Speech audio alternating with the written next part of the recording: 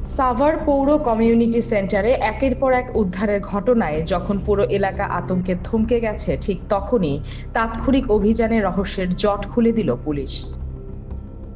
ভবঘুরে ছদ্মবেশে ঘুরে বেড়ানো এক নীরব ঘাতক মশিউর রহমান খান সম্রাট ওরফে সাইকো সম্রাটকে রবিবার বিকেল 3:30টায় আটক করেছে সাভার মডেল থানা পুলিশ। রবিবার দুপুর 2টায় কমিউনিটি সেন্টারের দ্বিতীয় তলা থেকে নতুন করে জোড়া লাশ উদ্ধারের পরপরই পুলিশ ঘটনাস্থলে পৌঁছে তদন্ত শুরু করে।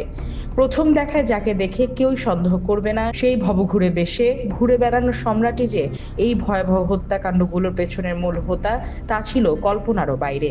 কিন্তু স্থানীয় এক সাংবাদিকের আগের দিনে করা একটি ভিডিও ও হত্যাকাণ্ডের দিনের একটি সিসিটিভি ফুটেজই বদলে দেয় সবকিছু।